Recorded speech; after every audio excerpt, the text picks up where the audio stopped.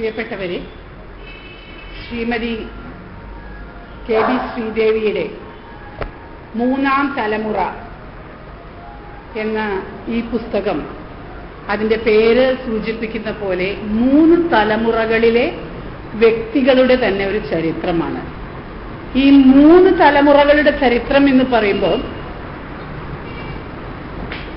നമ്മുടെ കേരളം കടന്നു പോകുന്ന 3 തലമുറകളുടെ ചരിത്രം കൂടി അതിൽ ഉൾപ്പെട്ടിട്ടുണ്ട്. പ്രത്യേകിച്ചും നമ്പൂതിരി സമുദായത്തിലെ അംഗങ്ങൾ, അന്നൊക്കെ കൂട്ടുകുടുംബ വ്യവസ്ഥിതിയായിരുന്ന നമ്പൂതിരി സമുദായത്തിലെ അംഗങ്ങൾ അവരുടെ 3 തലമുറകളിലൂടെ കടന്നു വന്ന് ഇപ്പൊ നമ്മൾ എത്തി നിൽക്കുന്ന ന്യൂക്ലിയർ ഫാമിലി വരെ എത്തി നിൽക്കുന്ന ആ ചരിത്രം കൂടി അതിൽ കുറച്ചായിട്ട് നമുക്ക് ഇഴപേർത്തെടുക്കാൻ കഴിയും. ഇങ്ങനെ 3 തലമുറകളുടെ ചരിത്രം ഇത്രയും ചെറിയൊരു പുസ്തകത്തിന്റെ അകത്ത് ശ്രീദേവി എഴുതി വച്ചിരിക്കുന്നു. ഇതുപോലെ ബംഗാളിലെ ഒരു അതുല്യ പ്രതിഭയായിട്ടുള്ള ആശാപൂർണ ദേവി 3 തലമുറകളുടെ ചരിത്രം എഴുതിയിട്ടുണ്ട്. അത് ബംഗാളി സ്ത്രീകളുടെ ചരിത്രമാണ് അവർ എഴുതിയിട്ടുള്ളത്. അത് പക്ഷെ 3 പുസ്തകമാണ് ഓരോ തലമുറയ്ക്കും. ആദ്യത്തെ പുസ്തകം പ്രഥമ പ്രതിശ്രുതി എന്ന് പറയുന്ന സത്യവതിയുടെ കഥ. രണ്ടാമത്തെ പുസ്തകം സത്യവതിയുടെ മകള് സുവർണലത, അത് വേറൊരു പുസ്തകമാണ്. മൂന്നാമത്തെ പുസ്തകം ഈ സുവർണലതയുടെ മകള് ബഗുളിന്റെ കഥ. ഇങ്ങനെ 3 പുസ്തകമായിട്ടാണ് ആശാപൂർണാദേവി എഴുതിയിട്ടുള്ളത്. പക്ഷെ ഇതൊരൊറ്റ പുസ്തകത്തിന്റെ ഉള്ളില് ഒരു 3 തലമുറയുടെ ചരിത്രം ഇങ്ങനെ ഒരു ചിപ്പിയുടെ ഉള്ളിൽ ഒതുക്കിയ പോലെ ഒതുക്കി പറഞ്ഞിരിക്കുകയാണ്. ഇതിന് വേറൊരു വിശേഷം ഞാൻ കണ്ടത്, ഇത് VT ഭട്ടതിരിപ്പാടിന്റെ പേരിലുള്ള ഒരു അവാർഡ് നേരത്തെ കിട്ടിയിട്ടുള്ള ഒരു പുസ്തകമാണെന്നുള്ളതാണ്. എന്നെ സംബന്ധിച്ചിടത്തോളം എന്റെ ഗുരു എന്ന് ഞാൻ പറയുന്ന വ്യക്തി ശ്രീ നാലപ്പാട്ട് നാരായണ മേനോനാണ്. എനിക്ക് അദ്ദേഹത്തിന്റെ ഒരു വഴിയാണ് എന്റെ വഴി. അതൊരു സ്കോളർഷിപ്പിന്റെ ഒരു സ്കോളർലി ആയിട്ടുള്ള ഒരു വഴിയാണ് വാസ്തവത്തിൽ. അതിന് കൂടുതൽ വളരെ ലളിതവൽക്കരിക്കപ്പെട്ട സംഗതികളൊന്നും അതിലില്ല വാസ്തവത്തിൽ എന്റെ വഴിക്ക്. അതുകൊണ്ട് നോവൽ വായനയൊക്കെ ഇത്തിരി കുറവുള്ള ആളാണ് ഞാൻ. എന്നാലും അത് വായിക്കില്ല എന്നില്ല. ചില നോവലുകളൊക്കെ വായിച്ചിട്ടുണ്ട്, നല്ല നോവലുകളൊക്കെ ഞാൻ വായിച്ചിട്ടുണ്ട്. പക്ഷെ എല്ലാ നോവലുകളും അങ്ങനെ വായിച്ചു പോകാറില്ലാത്ത ഒരാളാണ്. ആ സ്വഭാവത്തിന്റെ ഒരു പ്രത്യേകത പറഞ്ഞു എന്നേ ഉള്ളൂ.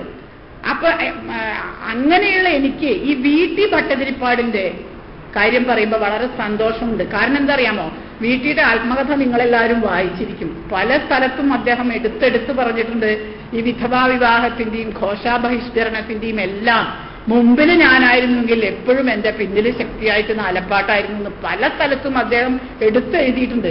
വേറെയും ഉണ്ണിനമ്പൂരിയിലൊക്കെ VTയെ പറ്റി പറയുമ്പോ ചുണ്ടിൽ എപ്പോഴും നാലപ്പാട്ടിന്റെ കവിത തത്തിക്കളിക്കുന്ന VT എന്ന് പറഞ്ഞാണ് എഴുതാറുള്ളത്. അവർ തമ്മിലുള്ള ഒരു ബന്ധം അങ്ങനെയായിരുന്നു. ഒരു സാമൂഹ്യ പരിഷ്കർത്താവ് എന്ന നിലയിൽ VT ചെയ്ത പല കാര്യങ്ങളുടെയും പിന്നിൽ എന്റെ അമ്മാവനുണ്ടായിരുന്നു എന്നുള്ളത് ഒരു സത്യമായിട്ട് തന്നെ ഞാൻ മനസ്സിലാക്കുന്നുണ്ട്. അദ്ദേഹം തന്നെ VT തന്നെ എഴുതിയിട്ടുള്ളതുകൊണ്ട്, വേറൊരാൾ എഴുതിയെങ്കിൽ അത് പ്രയാസമായിക്കില്ല. VT തന്നെ എഴുതിയിട്ടുള്ളത് കൊണ്ട് ഉണ്ടെന്നറിയാം. കാരണം വളരെ ഉൽപ്പതിഷ്ണുവായിട്ടുള്ള ഒരു വ്യക്തിയായിരുന്നു ശ്രീ നാലപ്പാട്ട് നാരായണ മേനോൻ. ഇന്നിപ്പോ ഇവിടെ വന്നപ്പോ എനിക്കത് അറിയാത്തൊരു സംഗതി ഇന്നിപ്പോ ഇവിടെ വന്നപ്പോ ഞാൻ കണ്ടത്, ഇവിടെ ഒരു ഗാന്ധിയുടെ പ്രതിമ കണ്ടു. വെറുതെ ഞാൻ ശ്രീദേവിയോട് പറഞ്ഞു, ഇവിടെ വെറുതെ ഇരിക്കല്ലേ, നമുക്ക് നല്ലൊരു മനുഷ്യന്റെ മുഖം കണ്ടിരിക്കാം, നമുക്ക് ആ ഗാന്ധി പ്രതിമയുടെ മുമ്പിൽ പോയിരിക്കുക എന്ന് പറഞ്ഞ് ഞങ്ങൾ അവിടെ ചെന്നിരുന്നപ്പോ അതിന്റെ ചോട്ടിൽ എഴുതി വെച്ചിരിക്കുന്നു 1934 ഗാന്ധി ഇവിടെ വന്നിട്ട് ആണ് പ്രസംഗിച്ചതെന്ന്. വളരെ സന്തോഷമായി എനിക്ക്. കാരണം എന്താ അറിയാമോ, അന്ന് എന്റെ അമ്മയ്ക്ക് 18 വയസ്സ് 19 വയസ്സേ ഉള്ളൂ. എന്റെ അമ്മ ശ്രീമതി നാലപ്പാട്ട് ബാലാമണിയമ്മയല്ല, ബാലാമണിയമ്മയുടെ അനിയത്തിയാണ്, അമ്മിണിയമ്മയാണ്.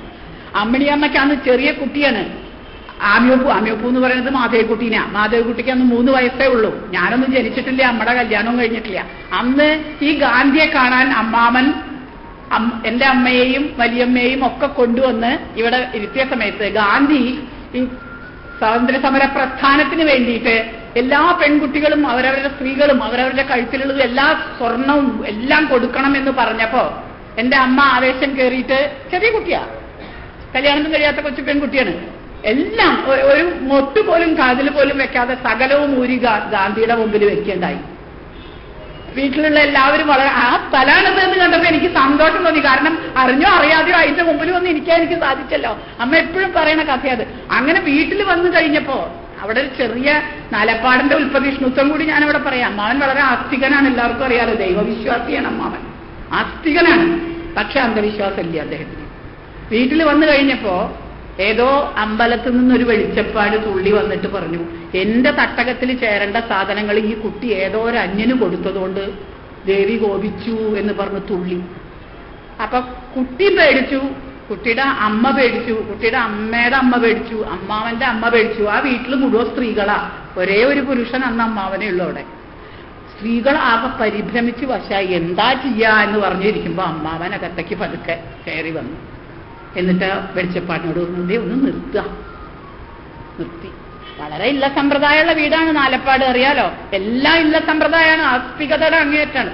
നിർത്തിയിട്ട് പറഞ്ഞു, ഒന്നും തോന്നരുത്, ആ കുട്ടി കൊടുത്തത് ആ അമ്പലത്തിലേക്ക് വരാനുള്ള സാധനങ്ങളല്ല, ആ കുട്ടിയുടെ കഴുത്തിൽ കിടന്ന ആ കുട്ടിയുടെ സാധനങ്ങളാണ് ആ കുട്ടി കൊടുത്തത്, അത് അമ്പലത്തിന്റെ വകയല്ല, അവൾക്ക് ഇഷ്ടമുള്ളവർക്ക് അവളത് കൊടുത്തു.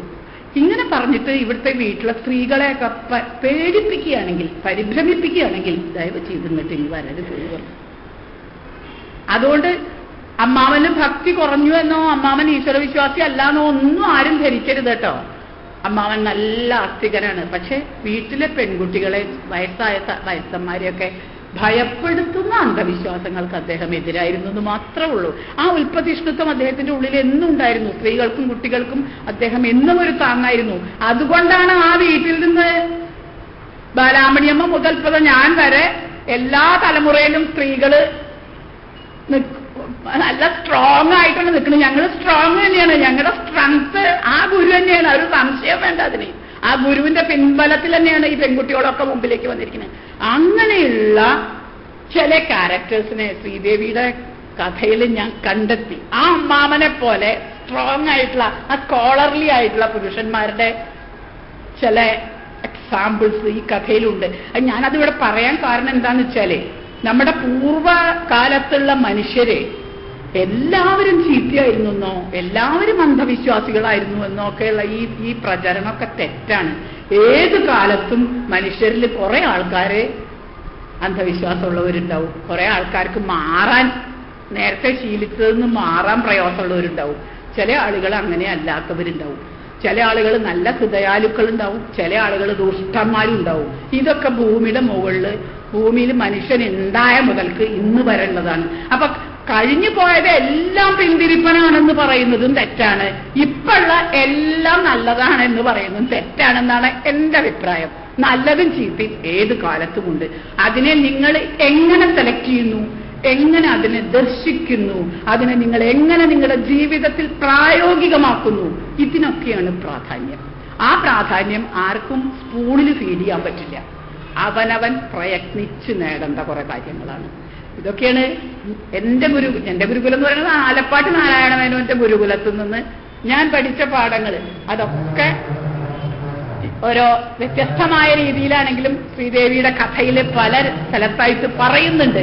അപ്പൊ അതുകൊണ്ട് വീട്ടിയുടെ പേരിലുള്ള അവാർഡ് കിട്ടിയതിൽ യാതൊരു അപാകതയില്ല എന്ന് ഈ പുസ്തകം വായിച്ചപ്പോ തന്നെ എനിക്ക് തോന്നുന്നു. ഉൽപ്പതിഷ്ണുവായ വീട്ടിയുടെ പേരിലുള്ള ഒരു അവാർഡ് കിട്ടാൻ എന്തുകൊണ്ടും അർഹമായിട്ടുള്ള ഒരു പുസ്തകമാണെന്നുള്ളതിന് സംശയമൊന്നുമില്ല. പിന്നെ ഞാൻ നേരത്തെ പറഞ്ഞു, എനിക്ക് നോവലുകളും കഥകളും ഞാൻ അധികം വായിക്കാറില്ല. എന്നാൽ ഞാൻ എഴുതിയിട്ടില്ലേ എന്ന് ചോദിച്ചാൽ 3 ചെറിയ നോവലൊക്കെ എഴുതിയിട്ടുണ്ട്. അത് കുട്ടിക്കാലത്താ. കഥകൾ എഴുതിയിട്ടില്ലേ, അത് കുട്ടിക്കാലത്താ. അതിന്റെ ശേഷം അത് എഴുതാറില്ല. അത് കാരണം എന്താണെന്ന് വെച്ചാൽ, ഈ നോവലിലും കഥകളിലും ഒക്കെ അധികവും സാങ്കല്പികമായ കാൽപ്പനിക കഥാപാത്രങ്ങളെ നമ്മൾ സൃഷ്ടിക്കുകയാണ്. ഈ സാങ്കല്പികമായ കാൽപ്പനിക കഥാപാത്രങ്ങളെ സൃഷ്ടിക്കുമ്പോൾ അതിൽ തീർച്ചയായിട്ടും ആ എഴുതുന്ന ആളുടെ ഒരു ആത്മാംശം കൂടി തീർച്ചയായും കലർന്നിരിക്കും. എന്നാലും അതിൽ കുറെ കാൽപ്പനികത കൂടി ചേർത്തിട്ടേ നമുക്ക് ഉണ്ടാക്കാത്തായിട്ടുള്ളൂ. അതായത് കുറച്ചൊരു ഇമാജിനറി ഉണ്ടായിരിക്കും ഇതിൽ. ഇപ്പൊ ഇതിൽ തന്നെ നോക്കിക്കഴിഞ്ഞാല് ഇതിലത്തെ പല പുരുഷ കഥാപാത്രങ്ങളെയും നമ്മൾ എടുത്തു നോക്കിക്കഴിയുമ്പോൾ അതില് ഒരു വീട്ടിയുടെ ഛായയോ ഒരു EMSന്റെ ഛായയോ അതുപോലെ പലരുടെയും ഛായകളൊക്കെ നമുക്കതിൽ കണ്ടു എന്ന് വരാം. അതാത് ആ കാലഘട്ടത്തിലെ ചില ആളുകളുടെ ഛായകൾ അതിൽ കണ്ടെന്ന് വരാം. അതുപോലെ ഒരുപക്ഷെ ആ സ്ത്രീ കഥാപാത്രങ്ങളിൽ ശ്രീദേവിയുടെ ആത്മാംശവും കണ്ടു എന്ന് വരാം. ഞാനതിനെപ്പറ്റി പറയുന്നില്ല, ഉണ്ടായിരിക്കണം, ഉണ്ടാകാതെ അത് സാധിക്കില്ല എന്നുള്ളതാണ്. ഞാൻ എന്തുകൊണ്ട് ഈ നോവലെഴുത്ത് കുട്ടിക്കാലത്ത് തന്നെ നിർത്തി എന്ന് വെച്ചാൽ, ഞാൻ ജീവിതകാലം മുഴുവൻ വർക്ക് ചെയ്തത് ഒരു മെഡിക്കൽ കോളേജിലാണ്. അവിടെ സങ്കല്പത്തിലുള്ള വേദന ഇല്ലാതെ തന്നെ ശരിയായ വേദനകളുടെ ഒരു സാമ്രാജ്യമാണ്. റൂബിനോട് പറയണ്ടായി, സുവർണയ്ക്ക് നല്ല ആത്മവിദ്യാലയ കിട്ടിയിരിക്കുന്നത്. ഇവിടെ എല്ലാതര വേദന, ജന്മ മൃത്യു ജരാ രോഗാദി സകല വേദനകളുടെ ഒരു കൂമ്പാരത്തിന്റെ ഉള്ളിലാണ് നമ്മളിരിക്കുന്നത്. ഒരു ഹൃദയാലുവായ ഒരു മനുഷ്യൻ അങ്ങനെയുള്ളൊരു ആത്മവിദ്യാലയത്തിൽ ചെന്നുപെട്ടാൽ എന്തൊക്കെ ചിന്തിക്കും? ബുദ്ധൻ എന്താ ചിന്തിച്ചത്? ബുദ്ധൻ ഒരു വേദന കണ്ടപ്പോഴത്തേക്ക് തന്നെ എന്താ ചിന്തിച്ചത്? ഈ വേദനയുടെ കാരണം എന്താ? ഈ വേദനയെ മാറ്റാൻ, ശമിപ്പിക്കാൻ, ശമനത്തിന് ഞാൻ എന്തൊക്കെ ചെയ്യണം? അതിനുള്ള മാർഗങ്ങൾ എന്താണ്? നിരന്തരമായ വേദന മാറ്റാൻ എന്താ ചെയ്യുക? ഈ ചിന്തകൾ ഹൃദയാലുവായ ഒരു മനുഷ്യന്റെ ഉള്ളിൽ ലോകത്തിന്റെ വേദന കണ്ടാൽ സ്വാഭാവികമായിട്ട് ഉദിക്കുന്ന ചിന്തയാണ്. ആ ചിന്ത ഉദിച്ചു കഴിഞ്ഞ ഒരാൾക്ക് സാങ്കല്പികമായ വേദനകളെ പറ്റി, സാങ്കല്പികമായ ദുഃഖങ്ങളെ പറ്റി ചിന്തിക്കാൻ സമയം കിട്ടില്ല. അതുകൊണ്ടാണ് ഞാൻ ആ നോവൽ എഴുത്ത് നിർത്തിയത് പറയണ ഞാൻ. കാരണം എനിക്ക് ഇന്നത് കിട്ടിയില്ലാന്നോ, എനിക്ക് ഇന്ന കാര്യങ്ങൾ ഉണ്ടായില്ലാന്നോ, എന്നെ ഇന്ന ആള് സ്നേഹിച്ചില്ലാന്നോ, അതോ ഇതൊക്കെ പറയാനുള്ള യാതൊരു ചുറ്റുപാടും ഇല്ലാത്ത ഒരാത്മവിദ്യാലയത്തിലാണ് ഞാൻ 32 വർഷം ജോലി എടുത്തിരിക്കുന്നത്. അവിടെ കാണുന്നത് യഥാർത്ഥമായി വേദന അനുഭവിക്കുന്ന സാധാരണ മനുഷ്യജീവി. മെഡിക്കൽ കോളേജിലെ, കോഴിക്കോട് മെഡിക്കൽ കോളേജിലെ ജനറൽ വാർഡിലെ വരുന്ന മിക്ക പേഷ്യൻസും, മെഡിസിനിൽ വരുന്ന മിക്ക പേഷ്യൻസും ആദിവാസികൾ, അട്ടപ്പാടി ഭാഗത്തുനിന്നും അവിടുന്ന് ഇവിടുന്നൊക്കെ വരുന്ന ആളുകളൊക്കെയാണ്. അവരുടെയൊക്കെ വേദന കണ്ടു കഴിഞ്ഞാല് നമുക്ക് അത് കിട്ടിയില്ല, ഇത് കിട്ടിയില്ല എന്നൊക്കെ പറയാനുള്ള പ്രവണത അടിയോടെ സമൂലം ഉന്മൂലനാശം ചെയ്യപ്പെടും. അവർക്ക് വേണ്ടി നമ്മളെ കൊണ്ട് എന്ത് ചെയ്യാൻ കഴിയുമെന്ന് മാത്രമേ നമ്മുടെ മനസ്സിൽ നിൽക്കൂ.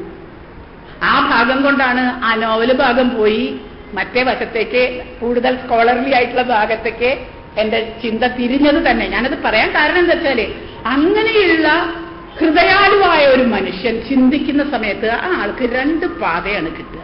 ഒരു കൂട്ടരെ, കുറച്ച് രാജസ ഗുണം കൂടുതലുള്ള കൂട്ടരെ വിപ്ലവത്തിന്റെ പാതയിലേക്ക് അങ്ങോട്ട് പോകും.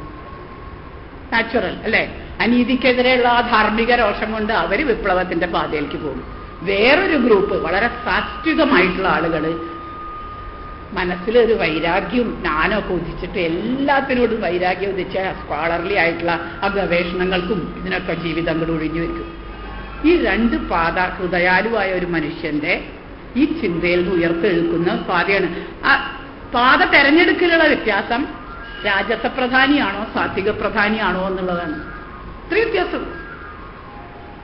നമ്മളുടെ പേഴ്സണാലിറ്റി അനുസരിച്ചാണല്ലോ നമ്മുടെ താല്പര്യം ഉരുത്തിരിയാറ്. പക്ഷെ 2 കൂട്ടരും ഹൃദയാലുക്കളാണ്.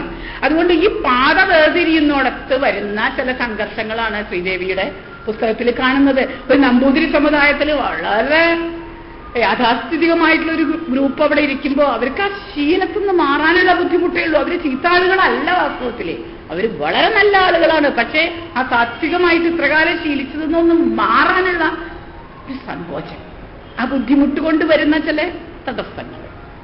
പിന്നെ ഒരു ഗ്രൂപ്പ് അതിലങ്ങോട്ട് വൈരാഗ്യം വന്ന് ജ്ഞാനത്തിന്റെയും ഗവേഷണത്തിന്റെയും ഇതിലേക്ക് പോകുന്ന ഒരു ഗ്രൂപ്പ് ഉണ്ട്. അതിൽ വേറൊരു ഗ്രൂപ്പ് വിപ്ലവത്തിന് ഇറങ്ങി പുറപ്പെട്ടവരുണ്ട്. ഈ 3 ഗ്രൂപ്പിനെയും അന്നത്തെ നമ്പൂതിരി സമുദായത്തില് നമുക്കിപ്പോൾ ആലോചിച്ച് നോക്കിയാൽ ഈ സമുദായത്തിൽ തന്നെ നമുക്ക് ഈ കഥയിൽ മാത്രമല്ല ശരിക്കുള്ള ചരിത്രത്തിലും നമുക്ക് കാണാൻ സാധിക്കും എന്നുള്ളതാണ് ഞാൻ പറയുന്നത്. അപ്പൊ ഈ കഥ ഒരു ജീവിതഗന്ധിയായ കഥയാണ്. ഇത് ഇങ്ങനെയുള്ള വിപ്ലവ പ്രസ്ഥാനവും അല്ലെങ്കിൽ ആശയപരമായ സാത്വികമായ വൈരാഗ്യ ജ്ഞാനവൈരാഗ്യങ്ങളുടെ ധ്യാനത്തിലേക്കുള്ള പോക്കും, ഇത് രണ്ടും ഈ ജന്മജരാരോഗ മരണാദികളായിട്ടുള്ള വേദനകളെ ശമിപ്പിക്കാനുള്ള 2 മാർഗങ്ങളായിട്ട് ഇന്ത്യയിൽ പണ്ടും നിലനിൽപ്പുണ്ട്. ബുദ്ധന്റെ കാലത്തിന്റെ മുമ്പേ നിലനിൽപ്പുണ്ട്, ബുദ്ധന്റെ കാലത്തും നിലനിൽപ്പുണ്ട്, ഇന്നും നിലനിൽപ്പുണ്ട്, ഇനി നിലനിൽക്കും ചെയ്യും. മനുഷ്യൻ വേദന അനുഭവിക്കുന്ന കാലം വരെ, മറ്റു മനുഷ്യരുടെ ഉള്ളിൽ ഹൃദയാലുത്വം ഉള്ള കാലം വരെ ഇതൊക്കെ നിലനിൽക്കും. ആളുകളുടെ രൂപം മാറുമായിരിക്കും, ഡ്രസ്സ് മാറുമായിരിക്കും. ഒരു കാലത്ത് ബ്ലൗസ് ഒന്നും ഇടാണ്ട നടന്നിരുന്ന സ്ത്രീകളായിരിക്കും ഇപ്പൊ ചുരിദാറൊക്കെ ഇട്ട് നടക്കുന്നുണ്ടാവും. ആ വ്യത്യാസമുള്ളൂ. മനസ്സിൽ വ്യത്യാസമില്ല. മനുഷ്യന്റെ മാനവ മനസ്സിന് വ്യത്യാസങ്ങളില്ല. ഈ മനസ്സിലാക്കലാണ് നമുക്ക് ആവശ്യം. പിന്നെ നേരത്തെ പറഞ്ഞ ജന്മജര മരണാദി ദുഃഖങ്ങള് മനുഷ്യന് മാറ്റിയെടുക്കാൻ കഴിയുന്നതിനൊരു പരിമിതിയുണ്ട്. അതെല്ലാവർക്കും ഉണ്ടല്ലോ, എല്ലാ മനുഷ്യർക്കും ഉള്ളതാണല്ലോ അതൊക്കെ. ജനിക്കുക, വയസ്സാവുക, രോഗം വരിക, മരിക്കുക, ഇത് എല്ലാവർക്കും ഉള്ള കാര്യമാണ്. ഒരു കുട്ടി ഇതൊന്നും ഒഴിവാക്കി നിൽക്കാൻ പറ്റില്ല, നമ്മുടെ നാച്ചുറൽ. പക്ഷെ വേറെ ചില ദുഃഖങ്ങളുണ്ട് മനുഷ്യന്. ദാരിദ്ര്യം, വിരഹം, പിന്നെ ദുർജന സംസർഗം, പിന്നെ ഏറ്റവും പ്രയാസപ്പെട്ട ഒരു സാധനം ചില ആളുകൾക്ക് മോഹിച്ചത് കിട്ടാതെ വരുമ്പോഴുള്ള നിരാശയും കോപവും ഒക്കെ. ഇതൊക്കെയാണ് നമുക്ക് മാറ്റിയെടുക്കാൻ കഴിയുന്ന കാര്യങ്ങൾ. ഇത് നമുക്ക് മാറ്റിയെടുക്കാൻ കഴിയും. മറ്റു നമുക്ക് മാറ്റിയെടുക്കാൻ ഒരു ലിമിറ്റ് ഉണ്ട്, കഴിയില്ല. വയസ്സായതിപ്പോ നമുക്ക് ജനിച്ചപ്പോ ഒരു വയസ്സും ഇല്ല, നമ്മൾ 0 വയസ്സല്ല ജനിച്ച്. ഇപ്പൊ 67 വയസ്സായി. ഇതിപ്പോ മാറ്റിയെടുക്കാനൊക്കെ പറ്റുമോ? കാലത്തിന്റെ പോക്കല്ലേ. കാലം അതിന്റെ പോക്കിൽ പോകും, മരിക്കും. അതിൽ നമുക്ക് മാറ്റാൻ പറ്റില്ല. പക്ഷെ ഉള്ള കാലം ഹെൽത്തി ആയിട്ട് ജീവിച്ചിരിക്കാൻ, മനസ്സിനും ശരീരത്തിനും ആത്മാവിനും ബുദ്ധിക്കും ശക്തിയോടുകൂടെ ജീവിച്ചിരിക്കാൻ എന്ത് ചെയ്യണം എന്നുള്ള ചില പ്രോഗ്രാംസ് ആവിഷ്കരിക്കാൻ നമുക്ക് സാധിക്കും. എന്നെ സംബന്ധിച്ചിടത്തോളം എന്റെ കർമ്മരംഗത്ത് അത് മ്യൂസിക് തെറാപ്പി കൂടിയാണ് വന്നത്. ബട്ട് ഓരോരുത്തരും ഓരോ മാതിരി ആയിരിക്കും അത് ചെയ്യുക. അത് അവനവന്റെ ഇഷ്ടമായിട്ട് നമ്മളത് നമ്മളുടെ ഇഷ്ടം കൂടി ഇരിക്കും അതിൽ. ബട്ട് ആ രീതിയിൽ നമ്മുടെ മനസ്സ് പ്രതികരിക്കുന്ന വിധമായിരിക്കും നമ്മുടെ കർമ്മത്തെ നിർണ്ണയിക്കുന്നത്. അങ്ങനെയാണ് ലോകം. വിപ്ലവമാണോ സന്യാസമാണോ മറ്റേതെങ്കിലും മാർഗമാണോ എന്നുള്ളത് നമ്മുടെ മനസ്സിന്റെ ഇഷ്ടാനിഷ്ടങ്ങളനുസരിച്ച് നമ്മൾ തിരഞ്ഞെടുക്കുന്നതാണ്. എന്തായാലും മനസ്സ് എന്ന് പറയുന്നത്, സാത്വികമായ മനസ്സ് എന്ന് പറയുന്നത് ശുദ്ധ നിർമ്മലമായ മനസ്സായിരിക്കുമെന്നും ആ മനസ്സിലെ വേദന ഉണ്ടാവില്ല എന്നും പരമശാന്തിയേ ഉള്ളൂ എന്നും തെളിയിക്കുന്ന ഒരു ജീവിതമായിരുന്നു ബുദ്ധന്റേത്. അതുപോലെയുള്ള ജീവിതങ്ങൾ ഒരുപാട് ഈ ചെറിയ നോവലില് ശ്രീദേവി കൊണ്ടുവന്നിട്ടുണ്ട്. ഒരു ബുദ്ധൻ എന്നുള്ള പേരില്ലെങ്കിലും ആ ബുദ്ധന്റെ സ്വഭാവങ്ങളോടുകൂടിയ അനവധി ക്യാരക്ടേഴ്സിനെ ഈ നോവലിൽ കൊണ്ടുവന്നിട്ടുണ്ട് ശ്രീദേവി. അതൊക്കെ ഒരു നോവലിസ്റ്റിനെ സംബന്ധിച്ചിടത്തോളം ഒരു വിജയമാണെന്ന് ഞാൻ വിചാരിക്കുന്നു. കാരണം ഇനി വരുന്ന തലമുറയ്ക്ക് ഇങ്ങനെയൊക്കെയുള്ള കുറെ ആൾക്കാർ ഇവിടെ ജീവിച്ചിരുന്നു എന്നറിയാലോ. അതൊരു അവയർനെസ് കൊടുക്കലല്ലേ. അത് വളരെ നല്ലൊരു കാര്യമാണ് ആ ചെയ്തിരിക്കുന്നത്. പിന്നെ എനിക്കിതിൽ ഞാൻ ഒരു ക്യാരക്ടറെ പറ്റി മാത്രം ഇതിലൊന്ന് എടുത്തു പറയേണ്ട ആവശ്യമുണ്ട് എനിക്ക്. അത് നേരത്തെ പറഞ്ഞ മാതിരി അവനവന്റെ ഇഷ്ടം അനവധി ക്യാരക്ടേഴ്സ് ഉണ്ട് ഇതിൽ. ഓരോ ക്യാരക്ടറിനെയും കുറിച്ച് എടുത്തു പറയാൻ ഇവിടെ സമയം അനുവദിക്കുന്നില്ല. പക്ഷെ എനിക്ക് ഏറ്റവും ഇഷ്ടപ്പെട്ട ഒരു ക്യാരക്ടറിനെ കുറിച്ച് കുറച്ച് പറയാമെന്ന് ഞാൻ വിചാരിക്കുന്നു. അത് കൃഷ്ണപ്പൻ എന്ന് പറയുന്ന കൃഷ്ണൻ നമ്പൂരിയുടെ ക്യാരക്ടറാണ് എനിക്കിതിൽ ഏറ്റവും ഇഷ്ടപ്പെട്ട ഒരു ക്യാരക്ടർ. അത് ഞാൻ ആദ്യം ശ്രീദേവിയോട് പറയും ചെയ്തു. അത് കാരണം എന്താ വെച്ചാല്, ജ്ഞാനത്തിന് വേണ്ടി വിജ്ഞാനദാഹം കൊണ്ട് എല്ലാ സ്ഥലത്തും നടക്കുകയും ഒട്ടും അന്ധവിശ്വാസങ്ങളോ അല്ലെങ്കിൽ അനാചാരങ്ങളോ ഇല്ലാത്ത രീതിയിൽ സ്വന്തം ജീവിതം നയിച്ചുകൊണ്ടും അനേകം ആളുകളെ പഠിപ്പിച്ചുകൊണ്ടും എല്ലാവരോടും നല്ല വിചാരം പുലർത്തിക്കൊണ്ട് തന്നെ സമുദായത്തിൽ നിന്ന് പുറത്താക്കിയ വ്യക്തിയെ കുറിച്ച് പോലും അയാൾ ശുദ്ധനാണ് കേട്ടോ.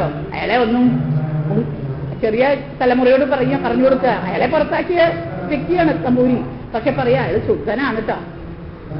അയാൾ ഇതൊക്കെ ചെയ്യിച്ചാലും ആള് ശുദ്ധനാണ്. അതുകൊണ്ട് എന്റെ പ്രവൃത്തി കൊണ്ട് അയാൾക്ക് മനസ്സിന് പ്രയാസമൊന്നും ഉണ്ടാവരുതട്ടോ എന്ന് പറയാവുന്ന അത്ര മനസ്സിന്റെ നൈർമല്യമുള്ള ഒരു വ്യക്തിയായിട്ടാണ് ഈ കൃഷ്ണൻ നമ്പൂരിയെ കാണിച്ചിരിക്കുന്നത്. ഇദ്ദേഹം മരിക്കാറായ സമയത്ത്, ഏതാണ്ട് മരിക്കാറുള്ള സമയത്ത് വിപ്ലവത്തിന്റെ പാതയിലൊക്കെ ഓടി നടന്ന് തിരിച്ചെത്തിയ, സ്വാതന്ത്ര്യ സമരത്തിലുമൊക്കെ പങ്കെടുത്ത് തിരിച്ചെത്തിയ ഇളം തലമുറക്കാരൻ ഉണ്ണികൃഷ്ണൻ എന്ന് പറയുന്ന കുട്ടി അവിടെ വന്നു.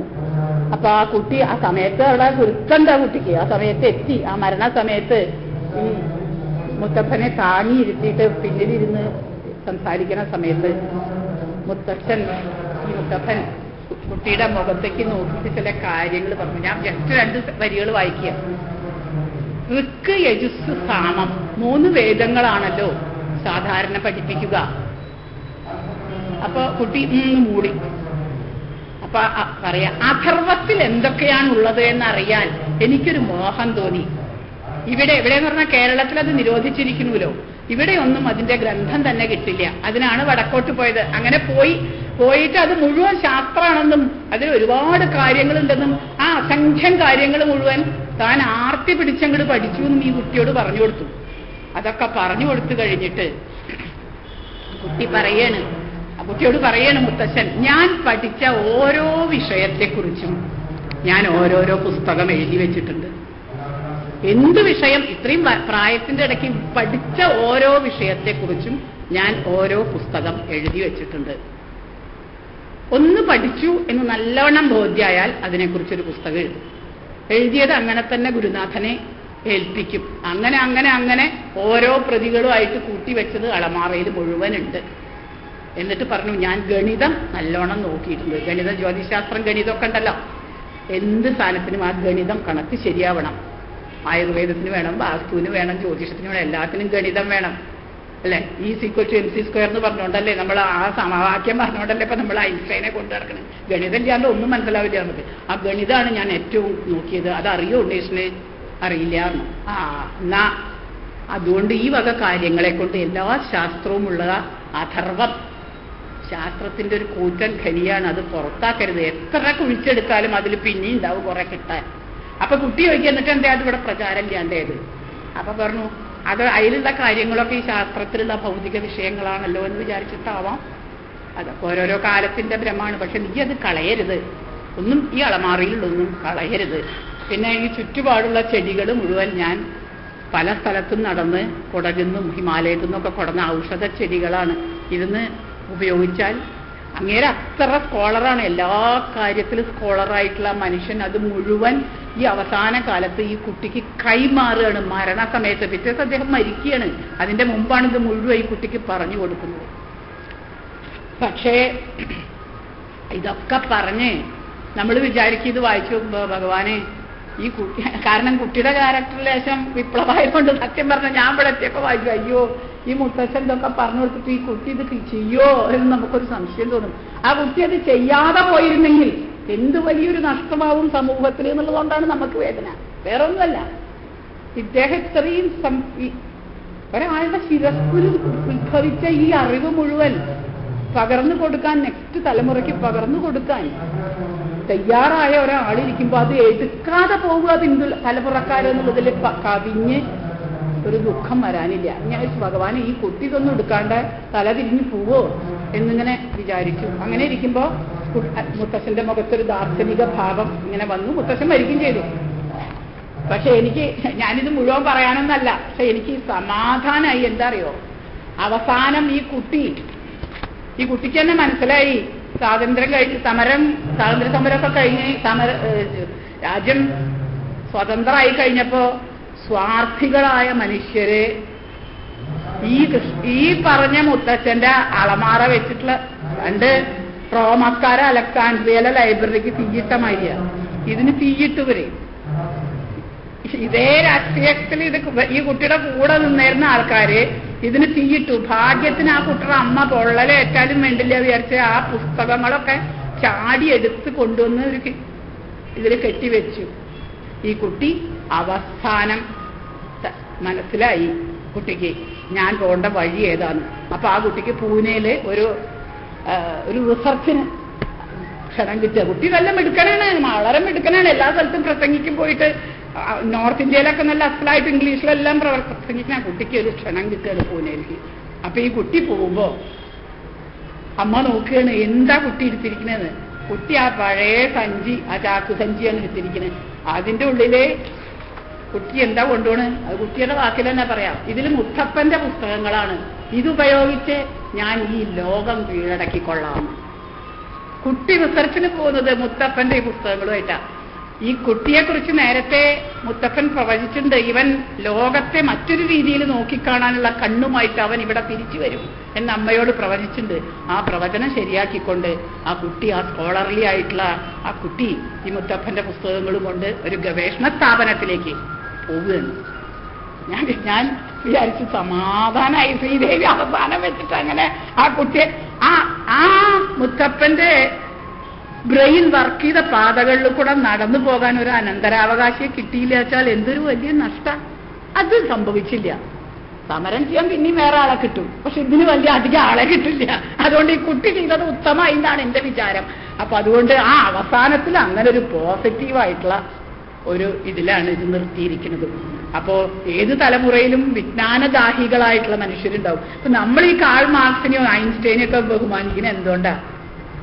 വിജ്ഞാനദാഹം ഒന്നുകൊണ്ട് മാത്രമാണ്. വിജ്ഞാനദാഹം ഇല്ലാത്തൊരു മനുഷ്യനായിട്ട് കൂട്ടാൻ പറ്റില്ല. ബാക്കിയുള്ളതൊക്കെ വെറും ബയോളജിക്കലായിട്ടുള്ള ചില ഇൻസ്റ്റിങ്സ് മാത്രമാണ്. അത് മൃഗങ്ങൾക്കുണ്ട്. വിജ്ഞാനദാഹം മൃഗങ്ങൾക്കില്ല, അത് മനുഷ്യനേ ഉള്ളൂ. ഹൃദയാലുത്വം അത് മനുഷ്യനേ ഉള്ളൂ. ഇത് രണ്ടുമാണ് മനുഷ്യനെ വേർതിരിച്ചു നിർത്തുന്നത്. ഈ ഗുണങ്ങള് പണ്ടുള്ളവരായാലും ഇപ്പോഴുള്ളവരായാലും ഇനി വരാൻ പോകുന്നവരായാലും ഈ ഗുണങ്ങളുള്ളവർ ആദരിക്കപ്പെടേണ്ടവരാണ്. അത് ഈ 3 തലമുറകളുടെ ചരിത്രത്തിൽ 3-ാം തലമുറയിൽ കൂടെ അടുത്ത തലമുറകൾക്ക് പറഞ്ഞു മനസ്സിലാക്കി കൊടുക്കാൻ, അവരെ ഒന്ന് ബോധവൽക്കരിക്കാൻ സാധിക്കിച്ച ഈ രാജ്യത്തിനോട് ചെയ്യാവുന്ന ഒരു വലിയ ഗുണമായിട്ട്, ഒരു നല്ല കർമ്മമായിട്ട് ഞാൻ വിചാരിക്കുന്നു. ആ കർമ്മത്തിന്റെ പേരിൽ ഞാൻ ശ്രീദേവിയെ തീർച്ചയായും അഭിനന്ദിക്കുന്നു. ഇങ്ങനെ ഒരവസരത്തിൽ ഇവിടെ പങ്കെടുക്കാൻ സാധിച്ചതിൽ സന്തോഷമുണ്ട്. എല്ലാവർക്കും നന്ദി, നമസ്കാരം.